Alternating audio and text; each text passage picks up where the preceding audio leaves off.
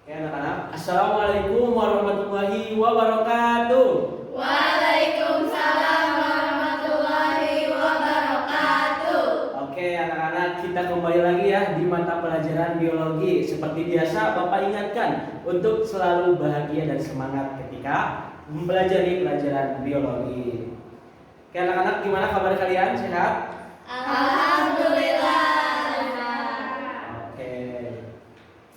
Seperti biasa, sebelum memulai proses pembelajaran, Bapak minta KM untuk memimpin proses doa terlebih dahulu. Silahkan.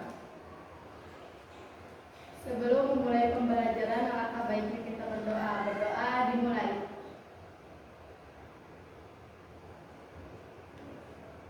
Berdoa selesai. Oke, terima kasih kepada KM telah memimpin berdoa. Selanjutnya, Bapak akan mengecek kehadiran kalian. Ada yang sakit? Ada yang nggak hadir? Ada. Bapak absen dulu ya. Pertama, Amel, Hadir, Pak. Desi, Hadir. Fitri, Hadir. Bella, Hadir. Dina, Hadir. Mei, Hadir. Nur Hasanah. Sakit. Oke, sakit apa? Demam. Oke. Terakhir, Reni. Hadir. Oke, ada yang belum absen? Rindi, Pak. Oke, Rindi, absen terakhir ya? Iya. Oke, kita doakan ya, semoga Nur Hasanah semoga diangkat penyakitnya agar bisa ketemu di pelajaran biologi lagi. Amin. Nah, anak-anak, sebelum kita belajar, Bapak kepo nih, bagaimana sih perasaan kalian saat belajar materi biologi? Silakan boleh di-scan dulu QR code-nya dan isi sesuai dengan perasaan kalian. Boleh di-scan ya. Yang belakang kelihatan nggak? Dadah.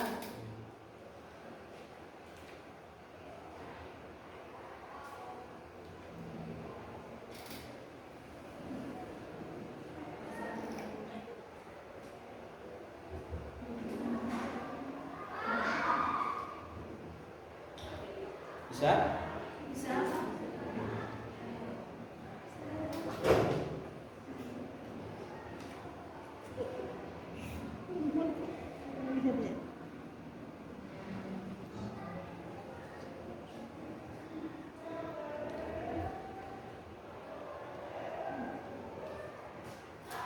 Oke, sudah diisi semua ya?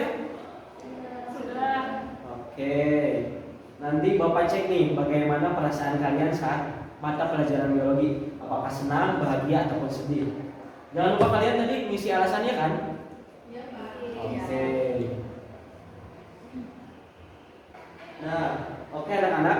Apakah kalian masih ingat materi yang diajarkan pada pertemuan sebelumnya? Ada yang ingat gak?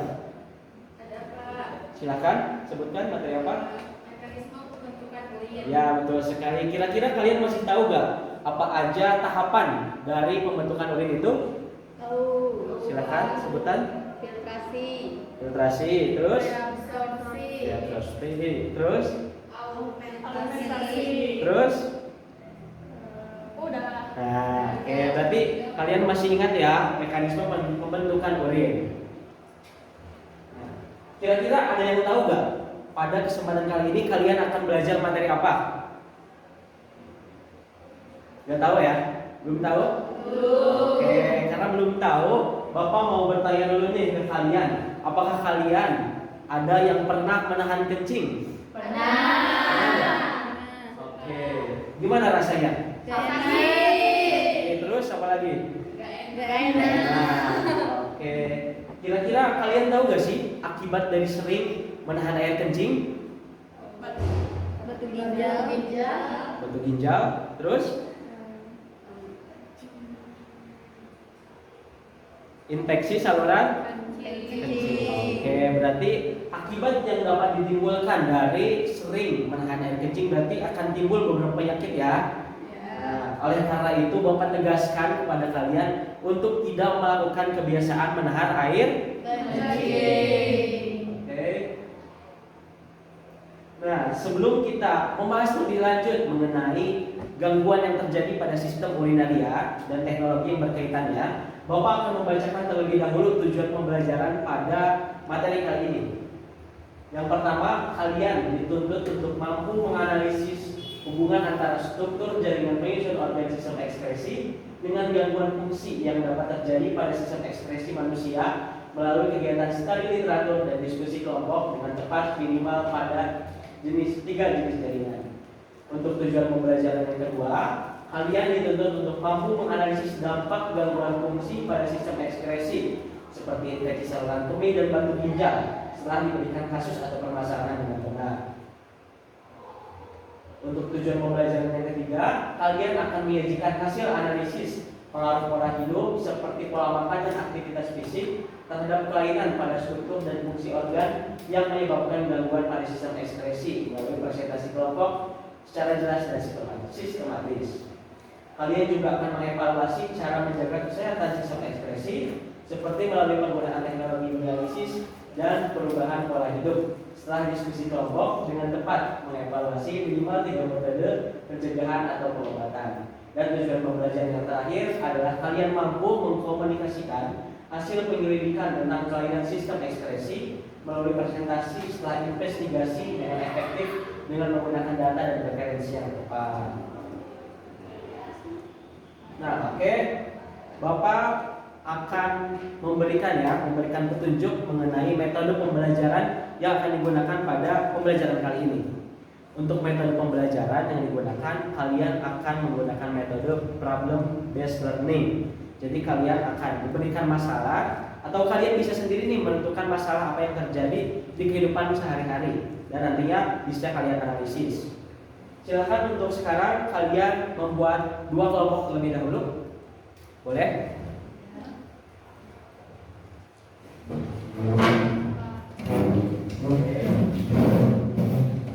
Sudah, Pak. Oke. Sudah terbentuk kelompoknya? Sudah. Oke, 2 kelompok ya. Nah, setelah kalian tadi menyebutkan bahaya dari menahan kencing, ada ISK dan batu ginjal berarti ya. Sekarang Bapak minta kedua kelompok mendiskusikan permasalahan. Jadi misalkan kelompok pertama membahas tentang infeksi saluran kemih, kelompok 2 membahas tentang batu ginjal.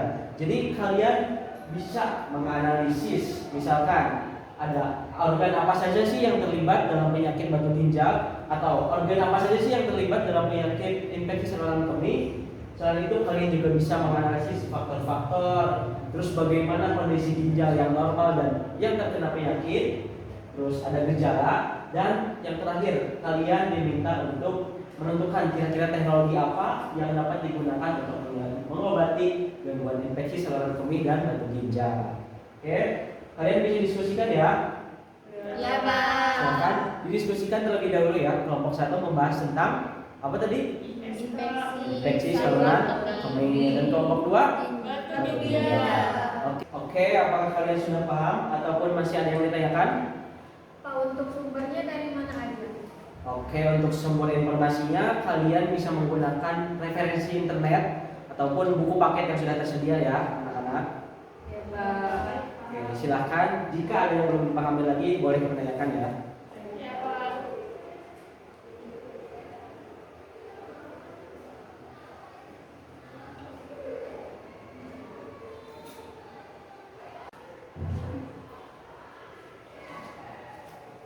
Gimana, ada kesulitan anak-anak?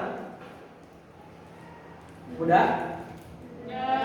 Oke, ini jangan lupa juga ya, kalian analisis kira-kira faktor apa saja yang dapat menyebabkan tadi terjadinya batu ginjal dan infeksi saluran kemih. Dan gejalanya juga nih, kalian harus menganalisis kira-kira gejala apa sih yang menunjukkan tanda-tanda terjadinya gagal ginjal dan infeksi saluran kemih. Oke. Sudah?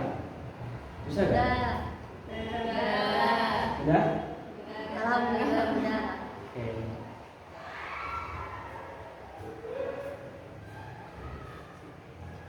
Oke, sudah semua belum? Sudah. Oke, kalau sudah, boleh nih mau dari kelompok berapa dulu presentasinya? Kelompok 1. Oke, boleh di kursi aja ya. Hasil jawabannya sebutkan ya. Silakan kelompok 1 mengenai infeksi saluran kemih ya. Iya, Pak. Silakan. Nomor 1, organ apa saja yang terlibat? Yang pertama ada ginjal untuk membuang limbah dan kelebihan cairan dalam bentuk urin. Lalu ada ureter, saluran yang membawa urin dari ginjal ke kandung kemih. Terus kandung kemih menyimpan urin sebelum dikeluarkan dari tubuh. Dan yang terakhir ada uretra, yaitu saluran yang mengeluarkan urin dari kandung kemih ke luar tubuh. Oke. Lanjut.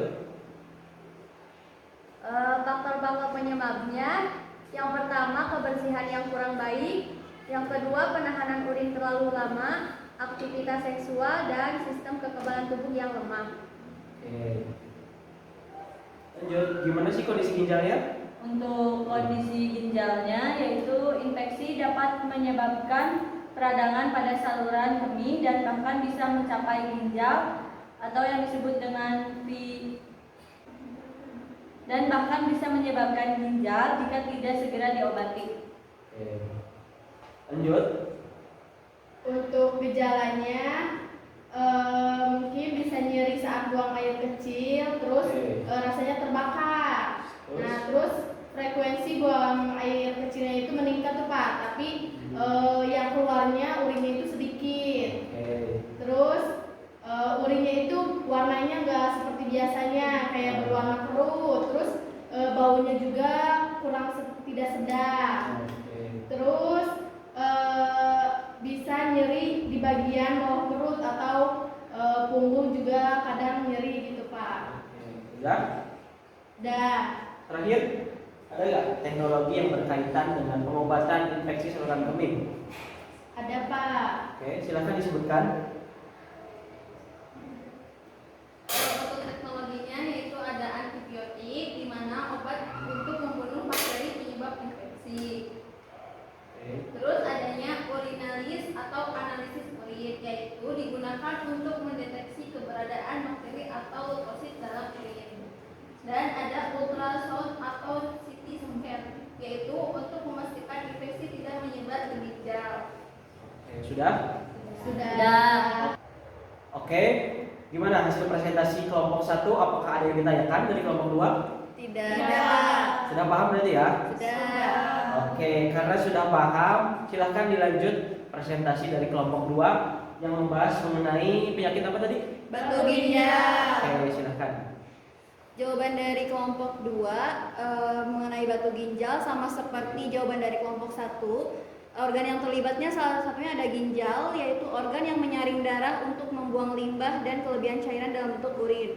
Yang kedua ada organ ureter. Ureter ini adalah saluran yang membawa urin dari ginjal ke kandung kemih.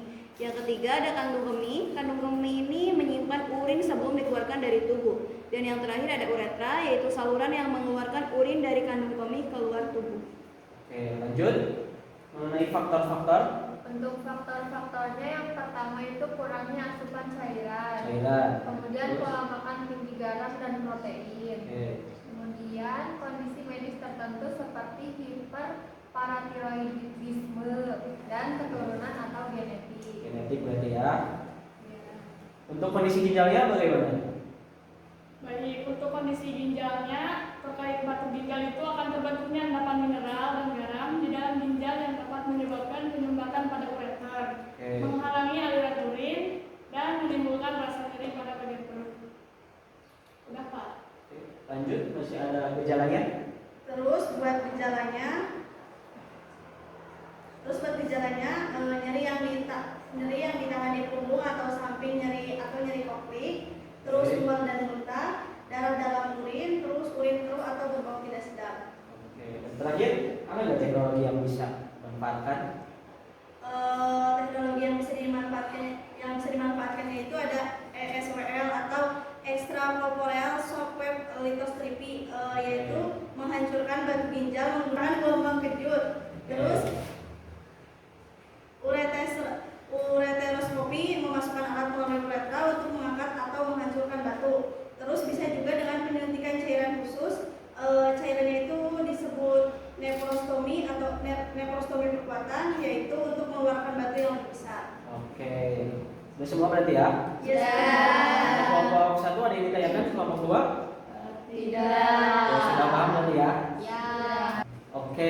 kalian sudah paham mengenai apa yang telah didiskusikan, Bapak akan memberikan penegasan ulang nih mengenai apa yang telah didiskusikan tadi, khususnya mengenai penyakit yang disebabkan karena terganggunya fungsi ginjal. Yang pertama, yang paling sering terjadi ada infeksi yang disebabkan oleh peradangan batu ginjal.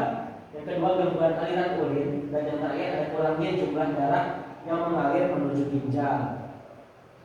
Terus ada juga faktor terjadinya gangguan dan kelainan di ginjal. Yang pertama, adanya serangan bakteri. Terus ada faktor tumor, ada abnormalitas bentuk ginjal, dan atau pembentukan batu ginjal.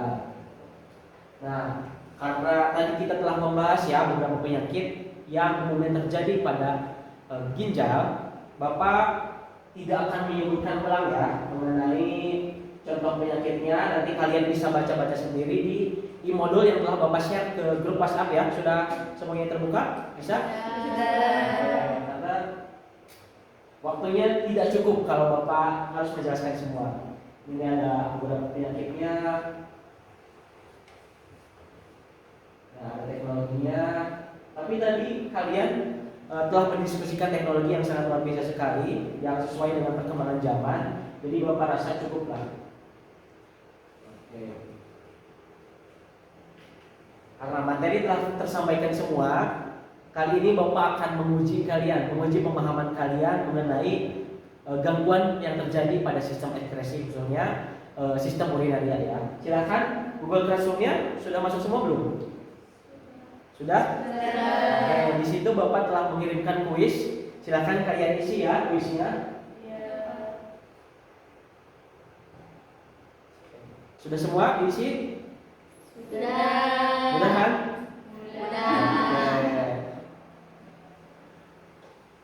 Oke anak-anak, setelah kita belajar tadi ya mengenai faktor, gejala, penyebab, mengenai gangguan yang terjadi pada sistem ekskresi, kira-kira ada gak sih yang dapat menyimpulkan kira-kira manfaat dari belajar ini itu apa ya yang dikaitkan dengan kehidupan sehari-hari?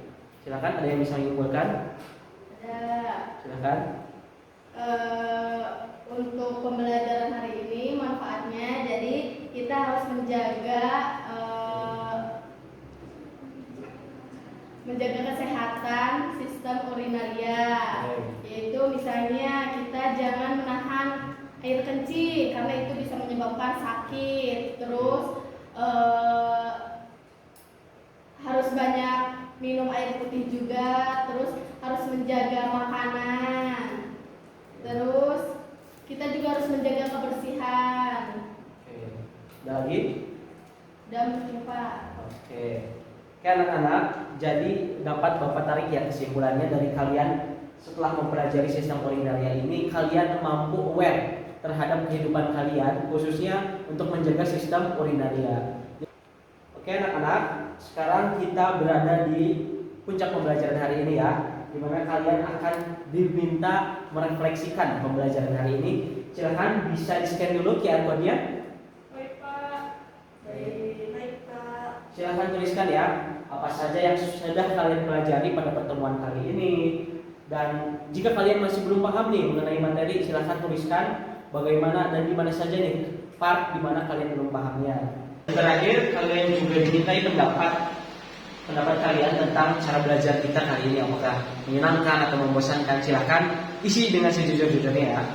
Ya Pak. Bisa diakses semua? Bisa. Oke.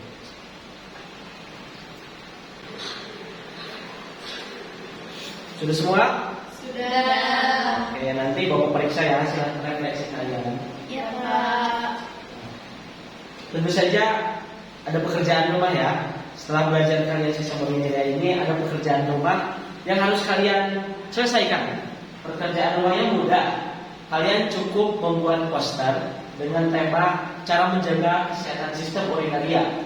Jadi di dalam posternya itu harus mencakup informasi penting seperti faktor penyebab gangguan, pencegahan, dan teknologi medis yang dilakukan dalam materi sistem urinaria.